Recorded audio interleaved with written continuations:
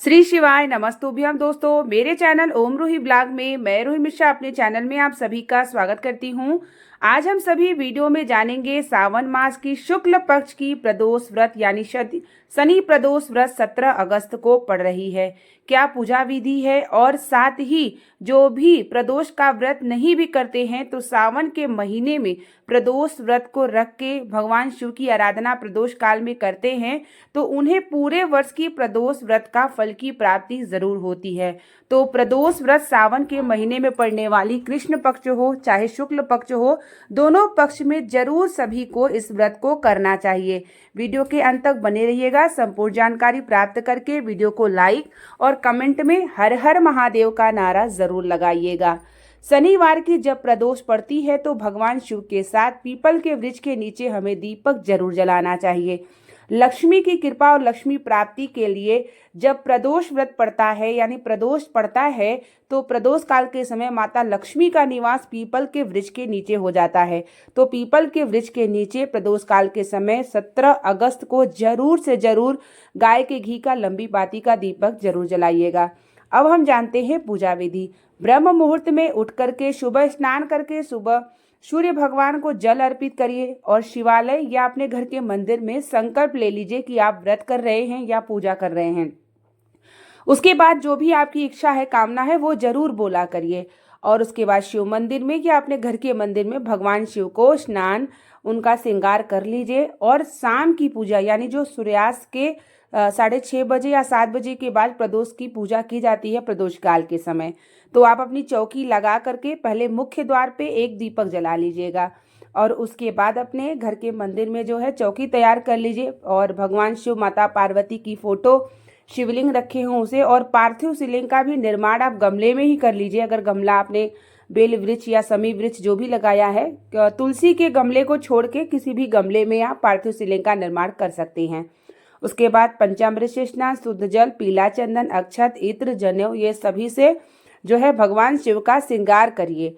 बिल्वपत्र समीपत्र जरूर चढ़ाइएगा। और एक चावल का दाना अशोक सुंदरी पर चढ़ाने से कितना भी कर्ज होता है जीवन में धीरे धीरे कर्ज समाप्त होने लगते हैं। जब हर प्रदोष पर आप एक नियम बना लेते हैं कि प्रदोष काल के समय में आप एक चावल का दाना शिवलिंग पर अशोक सुंदरी यानी जलाधारी के स्थान पर चढ़ाना शुरू कर देते हैं तो हमारे जीवन के कर्ज धीरे धीरे समाप्त होने लगते हैं। और एक शिव मंदिर में और एक मुख्य द्वार पे दीपक प्रदोष काल के समय प्रदोष के दिन जरूर दीपक जलाया करिए संभव हो तो। और एक पीपल के वृक्ष के नीचे, क्योंकि माता लक्ष्मी का निवास हो जाता है प्रदोष के दिन प्रदोष काल के समय में पीपल के वृक्ष के नीचे। तो जो भक्त दीपक जलाना शुरू कर देता है तो आर्थिक स्थिति की जो समस्याएं चलती है ना वो धीरे धीरे समाप्त होने लगती है। उसके बाद भगवान शाम की जब आप पूजन करेंगे तो घर का बना हुआ भोग जरूर भगवान शिव को चढ़ाइए। उसके बाद धूप बत्ती और घंटी डमरू बजाने के बाद प्रदोष व्रत की पुस्तक कथा पढ़िए।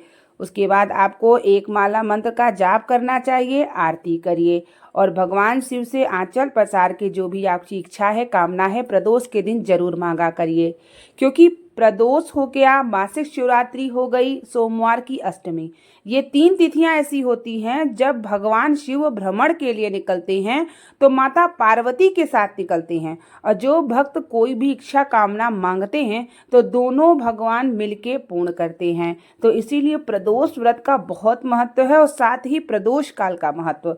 अगर जो भक्त व्रत नहीं भी करते हैं वो उस समय अपने घर में दीपक जला करके भगवान शिव का ध्यान करते हैं या मंदिर में जाके भगवान शिव का ध्यान करते हैं, जितना भी कष्ट पीड़ा है उनसे कहते हैं। हर प्रदोष के दिन एक नियम बना लीजिए। अगर आप ऐसा करना शुरू कर देते हैं तो आपको स्वयं अनुभव होगा कि धीरे धीरे आपके दुख कष्ट पीड़ा धीरे धीरे समाप्त होने लगती हैं।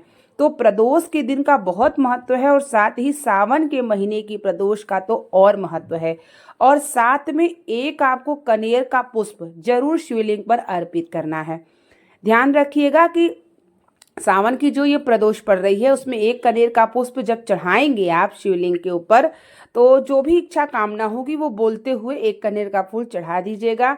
और हर प्रदोष के दिन आप जरूर जो है आपको मिल जाए, अगर कनेर का पुष्प ना हो तो खोज लीजिए, लेकिन एक नियम बना लीजिए कि कनेर का पुष्प आप शिवलिंग पर जरूर चढ़ाएंगे।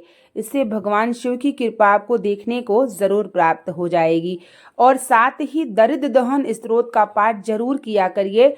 जब भी प्रदोष पड़ती है तो शाम के समय दरिद्र दहन स्तोत्र का पाठ करने से जीवन के दुख हमारे जो है धीरे धीरे समाप्त होने लगते हैं। भगवान शिव की आरती करते समय घंटी डमरू का नाद होना चाहिए। आरती करते समय आपका भाव भगवान शिव को ध्यान करते हुए होना चाहिए। इस दिन आपको व्रत कर ले तो बहुत ही श्रेष्ठ होगा। और व्रत में आपको सेंधा नमक, व्रत वाला नमक नहीं खाना चाहिए। साथ ही बिल्वपत्र को इस दिन न तोड़िएगा। कुछ बातों का भी ध्यान रखा करिए प्रदोष के दिन, जो कि बिल्कुल वर्जित माना गया है कि प्रदोष के दिन आपको बिल्वपत्र पहले से नहीं है तो धुल के चढ़ा दीजिए, लेकिन तोड़िए नहीं, इस बात का ध्यान रखिएगा। और अगर आप व्रत करते हैं तो मिष्ठान या जैसे मीठी चीज़, फल वगैरह ग्रहण करके आप कर सकते हैं। और नमक वाली चीज़ों को बिल्कुल भी ना ग्रहण करें, जो है कि प्रदोष के व्रत में नमक जो है वर्जित माना गया है।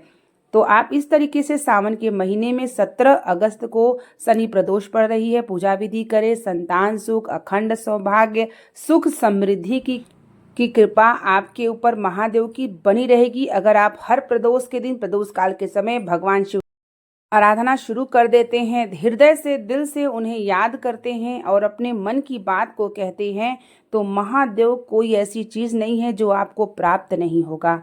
तो आप भी 17 अगस्त को जरूर भगवान शिव की आराधना करिएगा, व्रत करिएगा और जीवन में आपके शिव जी की कृपा बनी रहे, यही मैं हृदय से कामना करती हूँ। मिलते हैं आप लोगों के लिए नेक्स्ट वीडियो और नेक्स्ट जानकारी को लेकर के। तब तक के लिए आप लोगों को श्री शिवाय, नमस्तोभ्यम, हर हर महादेव।